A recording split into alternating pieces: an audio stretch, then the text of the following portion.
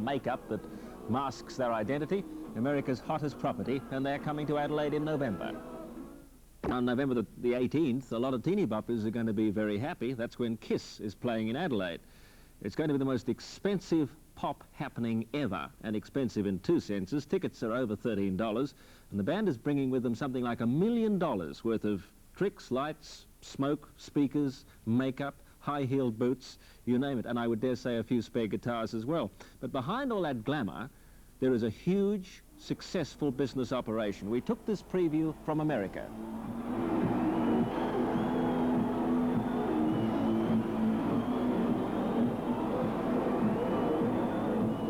There's something special coming from us. We're stars. We only think about getting up on stage and rocking and rolling every night and making sure that everybody knows who we are. Well, space that. This is a family portrait. Look at this. How do you like kids that look like that in America? Since this has turned into big business, we can't make, arbitrary decisions without talking to people who really have the facts. So we sit down with people with suits and ties who are hired by us to look after us. In 1978, retail sales involving Kiss were approximately $117 million. The $117 million represents retail record sales of approximately $60 million, Kiss merchandising sales of about $40 million, and the balance in songwriting royalties, franchising, merchandising, and other income of that sort. We try and get around $1 a head based on the attendance. If we're going to a hall that seats 12,000 people, we generally try and bring about $12,000 worth of merchandise into the hall. Best-selling items are definitely T-shirts and programs. $299. Here's the best buyers are the little kids that bring their parents to the show. If mom and dad come, mom and dad have a pocket full of money, and the little kids get whatever they want. I want a shirt with some inside Kiss. You want a what? It says Kiss. I need more money. You want a white one? I thought you were just getting a program. What? I want a program, all I want. If the programs are $5, you got two. Kiss could send half of Harlem to Harvard on their T-shirt sales alone. They definitely have the market locked up on belt buckles and posters and that kind of thing. There are a lot of other rock and roll bands who sell more records, but Kiss definitely is #1 in merchandising.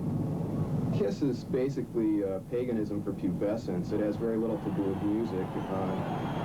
If you listen to it closely, what it is all dissonance and explosions and moaning, which pretty well sums up the adolescent experience in America.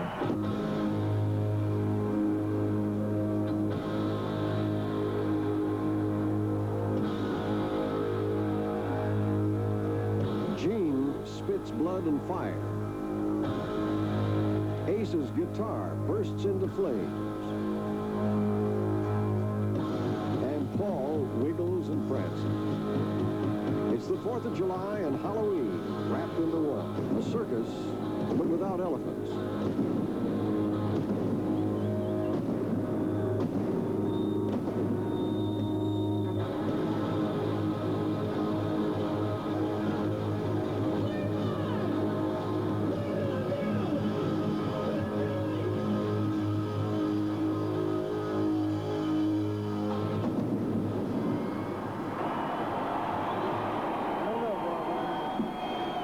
I evaluate Kiss no higher than they rate themselves, which is mediocre.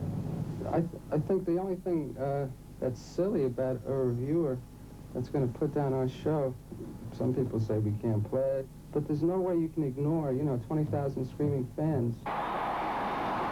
Kiss manager Bill O'Coin, who owns the merchandising operation, put $250,000 into the group 5 years ago, but his initial investment, like their music, has been amplified many times over.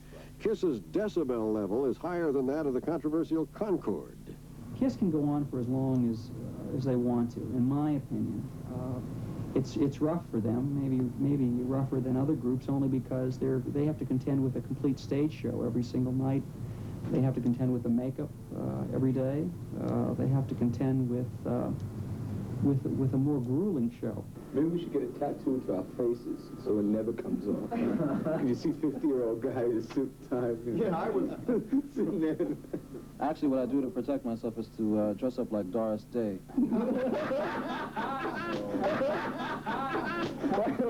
Well, I grew up in a really tough neighborhood, and it was old gangs, and instead of playing stickball, I'd be practicing drums, and a lot of them now, I guess, are in Sing Sing and digging ditches and all. They used to make fun of me. Instead of coming down and playing baseball, I'd be practicing and writing and singing. Well, I grew up in the Bronx in a middle-class family, and you know, I went through that whole trip of hanging out in the corner candy store, you know, going to the park and drinking beer with the guys, and gang fights and all that stuff. Most of my friends from when I was young are either in jail or dead or, you know, or straightened out. Rock and roll actually saved my life. I never wanted to be a cab driver. I never wanted to be an accountant. I wanted to be a rock star. I wanted to be beautiful, long hair, eternally young. That's me. When I'm on stage, I feel invincible. I feel beautiful. I feel needed by masses, and I'm proud of myself. I think when you perform and you're not turned on by what you're doing, it's time to quit. When I graduated college, I had gone into teaching because initially I thought I wanted to convey knowledge, but I really didn't. It was purely ego infatuation. I thought if I got in front of people that I'd have a captive audience, and that's really the wrong reason to be a teacher. So I quickly got out of that. I taught for about 6 months in a public school system in Spanish Harlem, and I soon realized that I didn't want to teach. I simply wanted to be on stage, and I wanted people to look at me and listen to every single utterance that comes out of my precious mouth.